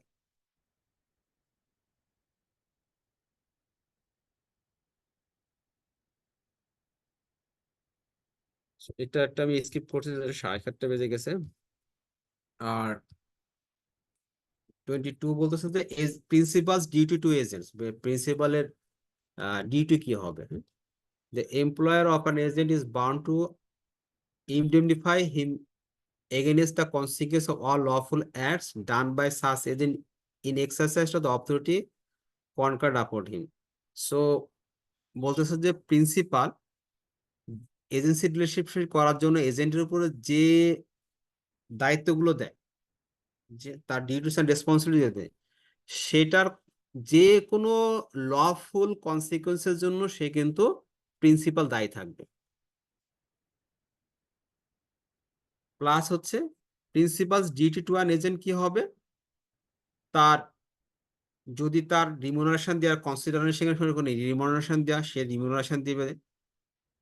যদি কোনো লিন দিয়ে থাকে, হ্যাঁ, যে যখন রিলেশনশিপ হচ্ছে তার একটা সিকিউরিটি মানে দিচ্ছে বা কোনো একটা মর্টগেজ দিচ্ছে, সেই মর্টগেজটা বা সেই লিনটাকে পরিশোধ করে দেওয়া। ইনডেমনিফিকেশন, ইনডেমনিফিকেশন হচ্ছে আপনার আর কম্পেনসেশনের মধ্যে খুব কাছে, দুটোই হচ্ছে ক্ষতিপূরণ। ইনডেমনিফিকেশন আর কম্পেনসেশন হচ্ছে দুটোই হচ্ছে ক্ষতিপূরণ। যদি এজেন্ট কোনো ক্ষতি করে থাকে, তাহলে সে প্রিন্সিপাল কি করবে, যেহেতু তার এজেন্টের কাজ করছে, সে তাকে ক্ষতিপূরণ দিবে। ইনডিপেন্ডেন্টের খুব শর্টার ফর্ম, মানে স্পেসিফিক বোঝায়। কম্পেনসেশন হচ্ছে any kind of financial losses or any kind of property losses, যদি কোনো কিছু হয়। আর ইনডিমনিফিকেশন হচ্ছে একদম স্পেসিফিক পারপসে যদি কোনো কাজ দেয় যে এইটার জন্য এটাই পাবা, এই কম্পেনসেশনটাই পাবা, তাহলে সেই ইনডিমনিফিকেশন হবে। সো ন্যারো আর স্পেসিফিক ফরম্যাটে হচ্ছে ইনডিমনিফিকেশন ইউজ করা হয়, আর কম্পেনসেশন হচ্ছে এনি কাইন্ড অফ, মানে একটা ব্রডার পার্সপেক্টিভে বলা হয়।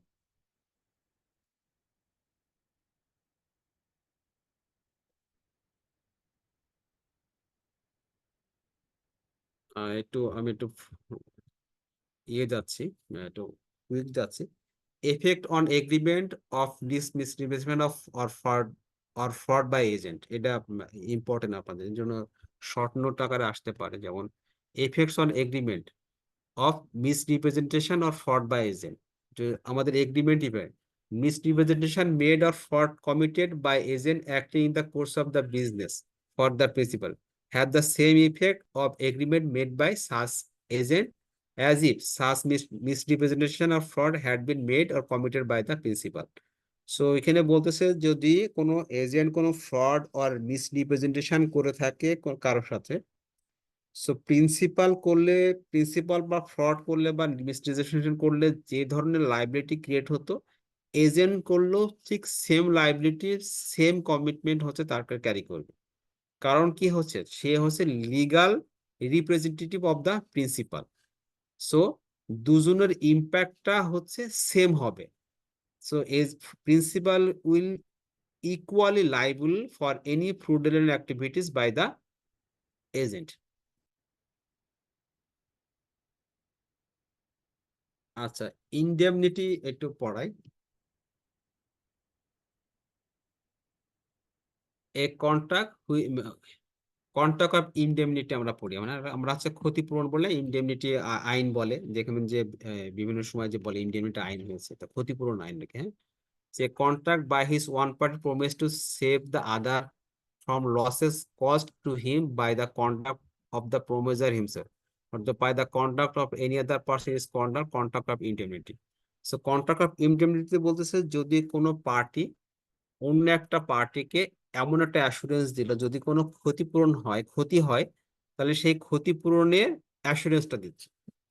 যেমন আমরা কি করি, আমাদের যেমন ইন্স্যুরেন্স করি না, ইন্স্যুরেন্স করলে কি হয়, যে একটা পার্টি যদি আমাদের কেউ যদি মারা যায় বা কারো যদি অঙ্গহানি হয় বা কেউ যদি অসুস্থ হয়, এই যে ইন্স্যুরেন্স কোম্পানির যে অ্যাসুরেন্সটা দিচ্ছে, this is a one kind of contract of indemnity.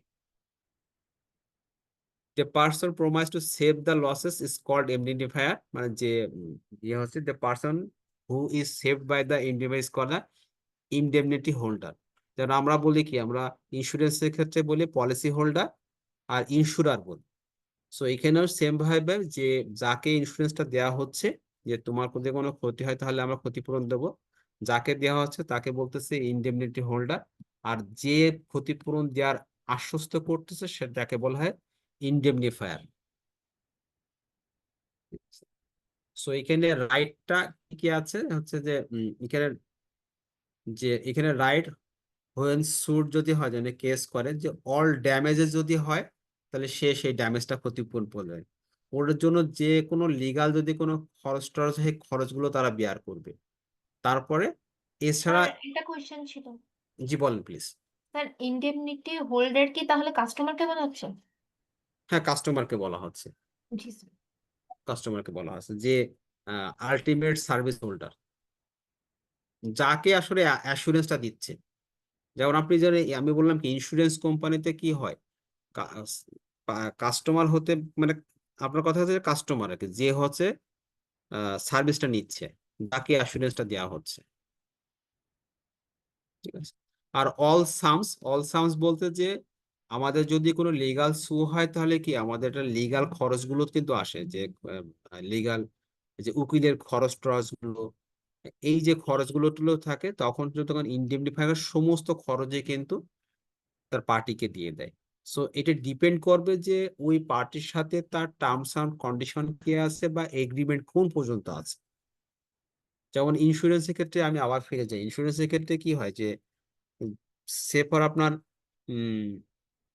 হার্টের বললো যে আপনি যদি বলে না অনেকগুলো রোগের কাভারেজ দেওয়া থাকে, সে হার্ট অ্যাটাক করলো, হার্ট অ্যাটাক করে হচ্ছে বাইপাস করলো, তো বললো যদি বাইপাস করলে যে আপনি সর্বোচ্চ এত টাকা করে দিলে আপনি 3 লক্ষ টাকা পর্যন্ত অ্যাসুরেন্স পাবেন। সো 3 লক্ষ টাকার মধ্যে যত খরচ আছে, বাইপাস করার ওষুধ টষুধ সবকিছু সে পাবে। ওর বেশি যদি হয় তাহলে কিন্তু দিবে না, অথবা যদি 2.5 লক্ষ টাকা 2 লক্ষ টাকা খরচ হয়, সে 2 লক্ষ টাকা পাবে। সো ম্যাক্সিমাম কাভারেজ হচ্ছে 3 লক্ষ টাকা। তো ওর মধ্যে যত কিছু খরচ সে ওর মধ্যে করবে, সবকিছুই কিন্তু সে পরিশোধ করে দেবে। ঠিক আছে। আচ্ছা, 25 একটু ছোট্ট করে বলে যায় যে কন্ট্রাক্ট অফ গ্যারান্টি, সিউরিটি আর প্রিন্সিপাল ডেটার আর creditor. Contract of guarantee,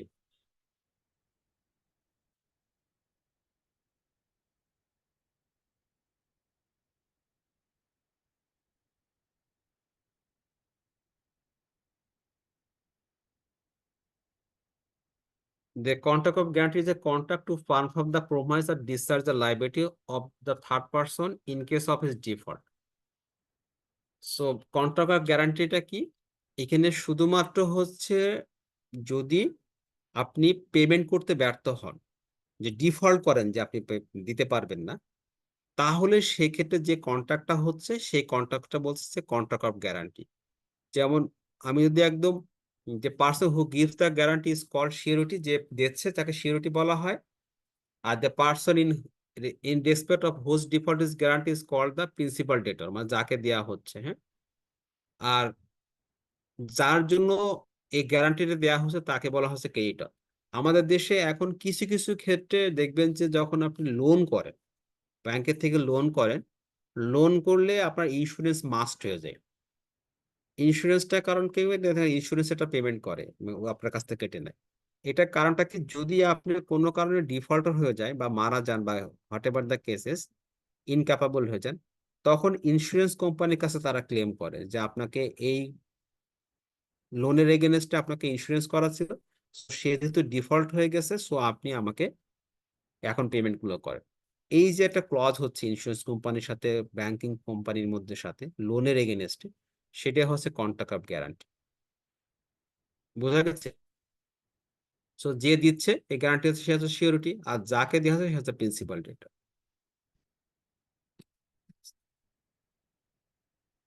so এইখানে আমি দেখেন আমরা কিন্তু আর স্যার ক্রেডিটরটাকে ক্রেডিটর হচ্ছে যে the person hmm the guarantee is given, যার কাছে দেয়া হচ্ছে, মানে একজনের কাছে তো টাকা পাওয়া যেত, তাই না? সে হচ্ছে প্রিন্সিপাল ডেটার। ক্রেডিটর মানে কি, যে টাকাটা পায়, যাকে সে গ্যারান্টিটা দিল, আর যার কাছ থেকে টাকাটা আদায় করে নিল সে হচ্ছে প্রিন্সিপাল ডেটা। আর যে শেয়ারটা দিল, শেয়ারটা কে দিল, ধরেন সে এবার ব্যাংক দিল বা ইন্স্যুরেন্স কোম্পানি দিল। ঠিক আছে। সো আপনার ইন্স্যুরেন্স কোম্পানি যার কাছে টাকা পায় প্রিন্সিপাল ডেটা, আর ক্রেডিটর হচ্ছে যে টাকাটা পাবে। তিনটা পার্টি এখানে। সো ইনডেমনিটি আর গ্যারান্টির মধ্যে হচ্ছে পার্থক্য, দুটোই কিন্তু ক্ষতিপূরণ। ইনডেমনিটিতে 2টা পার্টি থাকে, আর গ্যারান্টিতে তো 3টে পার্টি থাকে। আমরা তো গ্যারান্টিতে পড়লাম।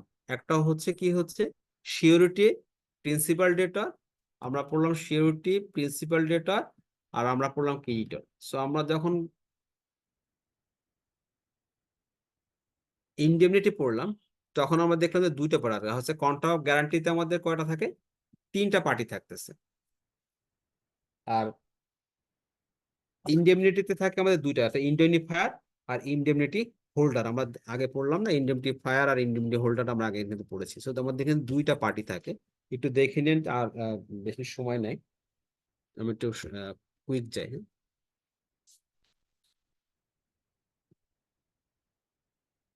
সো গ্যারান্টি ওয়েন ইনভ্যালিড একটু দেখে নিয়ে, এটা একটু পড়ে নিন। হ্যাঁ, গ্যারান্টি হোয়েন ইনভ্যালিড মানে গ্যারান্টি কোন ক্ষেত্রে আমার ইনভ্যালিড আছে, মিস রিপ্রেজেন্টেশন যদি থাকে তাহলে হবে না।